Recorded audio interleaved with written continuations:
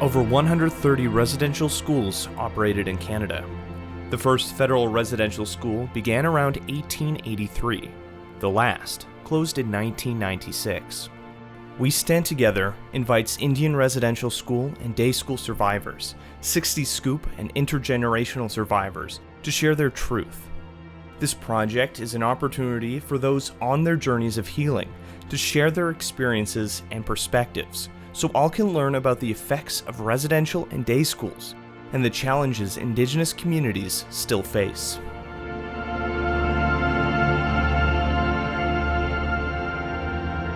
First of all, I'd like to say thank you for having me here. I am intergenerational school survivor and also 60 Scoop. So I am adopted. I'm not going to go into details of my adoption. My late mother was a residential school survivor, and I'm intergenerational, and also I have my siblings that are intergenerational survivors. Growing up, I was taught by nuns and in our reserve, in our home community. There was things that happened around myself and others, but I did not know why until years later. I was bullied. I was verbally abused from the nun that taught me. And there's also others that I heard stories of the treatment that we gotten. There is two sides that I know now, just looking at it years later and talking to friends they went through. Some of them told me almost the same experience I was going through. And looking at others, how they were treated, to me it was too different. There were some verbal abuse that happened, and that still stuck to me until today in my mind. It is stuck to my head where I can't get it out as much as I want to get it out, as much as I'm being told that I am smart, but I still have that mind where I was told that I would never make it to a higher education due to verbal. So that is really hard for me, even though others see me to be a smart person. So there's other things that happened. There was hittings that happened to us, little things that I didn't understand. And I remembered I used to go and tell my mother how I was being treated from this particular nun. And I felt that she didn't like me. And for some reason, I felt like she didn't like my parent, my mother. Because I would go and say little things that happened to me. One time I remember my mother arguing with that nun teacher saying, "This is not back in the day." You know, I remember that. I clearly remember that. And I was wondering why she was saying that. And I told her, like, why she being mean to me and others and nice to others. So there was a little bit of favoritism happening. So there's other ones that were more successful in life. Yeah, that's were part of the education. I just wanted to talk about it and bring it out, some of the things that I experienced. And then years later, when this whole thing came out, residential school, because myself, I didn't really know about residential school, but I remembered I watched a movie about the young girl that went to residential school. I forgot what that movie is called, but I think that's where I kind of learned what young people went to school and were taken from their home.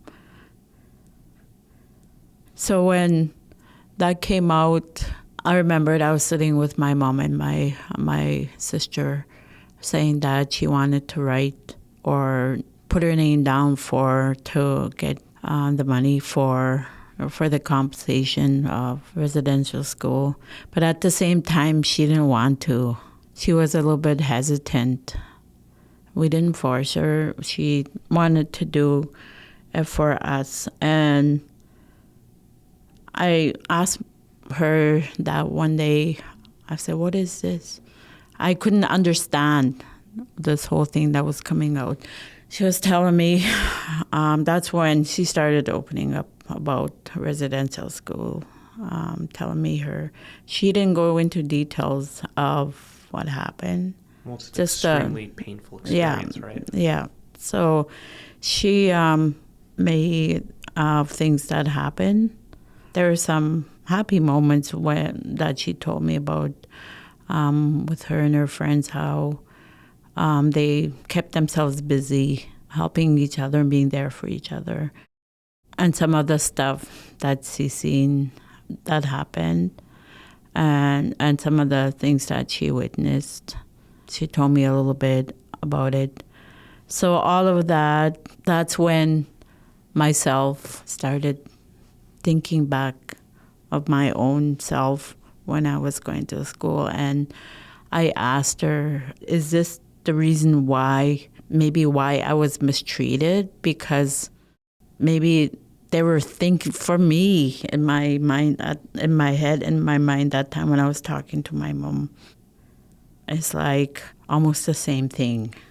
I asked her, do you think that she was treating me because, like the residential school? I said, because it sounds so familiar with the story.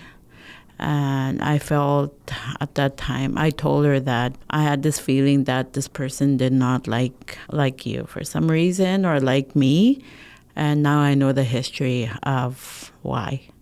And she mentioned that she did not get along with them. So yeah, that's where all of this came. And then after, it kind of like just opened all the things that she went through, not by like go into details of what had happened, but she talked about it more, I think, because it opened up the wounds that happened and the trauma. And so ever since then, when all of that came out, and because I didn't learn from that in school. That we weren't taught about stuff like that in our school. Even when I came to school here in Winnipeg, I wasn't taught about residential schools. And that when that came all out about the findings, that was so hard. Because at that time, when I heard, it affected me and others that I know. And it's just like, for me, it opened everything, like reopened all the trauma, all the wounds, all the stories that I heard. And just, it was so sad just seeing Indigenous people. And there were parts where I felt that, and the other, like in the community, that they didn't understand how we were affected from that. Like, these were kids just like these were our kids. This was somebody's child, and that, and it's just out of my own mother. That's how I looked at it, because she was a young child too when she was taken, and she didn't go back after my mom told her that she's not going back to school, that she is going to get married. So that's how my mom stopped going to school. When all of that residential school stuff came out, finding the graves was heartbreaking and so sad. And the realization for me personally was there were so many, like how. That really broke my heart. And some of the things that I seen and I felt from the community, that they don't understand what our people went through. Every time I wear my orange shirt, every time I'm looked down.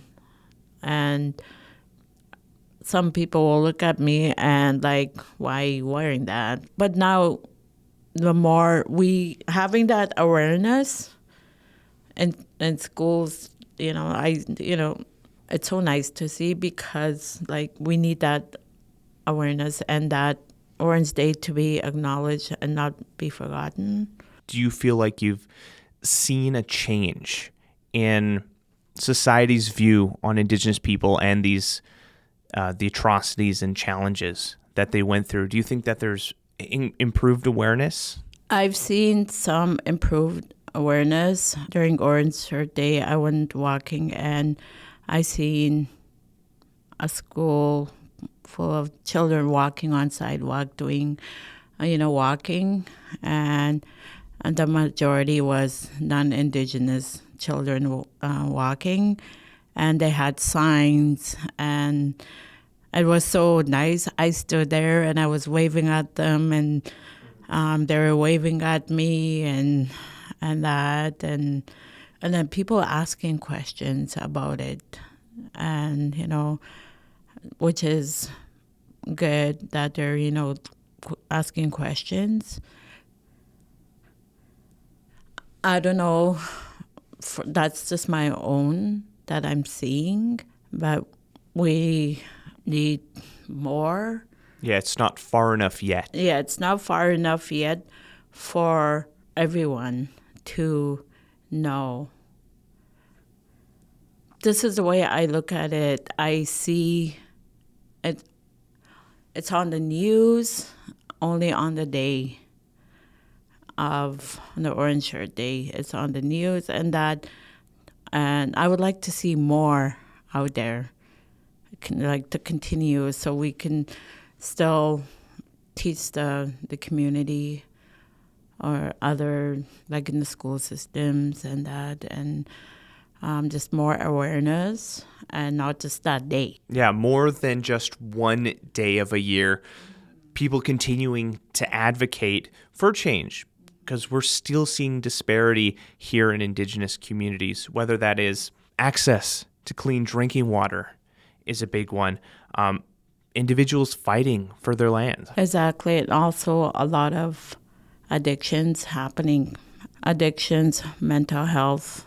What I hear from my own people, the youth, and that people my age, they want more access to counseling, therapy, addictions, and housing, and that, and more accessibility to services, healthcare, water, and food, for example. Especially living on the reserves, it is so expensive.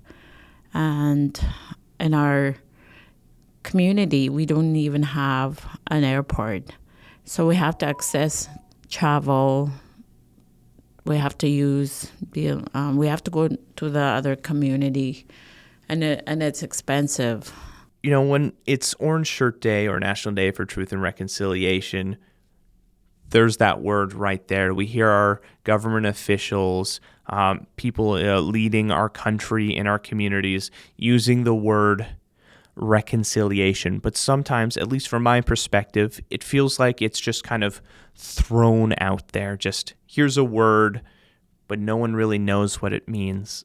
Just from your perspective, when someone says reconciliation, what does that mean to you, and what does that look like? Reconciliation looks like to continue talk about residential schools, to continue to talk about residential schools and schools, even in workplace, having the ongoing discussions within workforce, education, not just that one day. Not just that one day, but to continue. One day of the year. Oh, we've solved it. Problem. Yeah, and there's lots more that needs to be done in reconciliation, not just that one day of Orange Shirt Day, but to continue to teach even the young ones in schools and post-secondaries, universities, and also creating something for newcomers or people that come into our land, and to teach them part of the history of Indigenous people and what is residential school and truth and reconciliation and that. So when they are learning and hearing about it, so they're not shocked and asking. So having that education tool, having some kind of ongoing education, having days where just continuing of informing others about truth and reconciliation. One thing I saw online in terms of like the 94 calls to action and just reconciliation was reconciliation isn't a destination. It's always an ongoing effort. Like with the 94 calls to action, that isn't the, oh, they're done, we're done. No, that's once those are done, the next steps begin. And I think with the 94 calls to action, if there's other workplaces, agencies, or schools, universities, the educators, maybe if they could have that in their workplace and look at 94 the 94 calls to action. The 94 calls to action, and see what they can do in their part. There's different things that in that 94 calls to action that they could implement on their education and see what they can do as like staff to teach each other and to create that awareness, the ongoing awareness and education. Multicultural is located on Treaty 1 territory, the traditional territory of the Anishinaabe, Cree, Oji-Cree, Dakota, and Dene peoples, and the national homeland of the Red River Métis. With Multicultural, I'm Ryan Funk.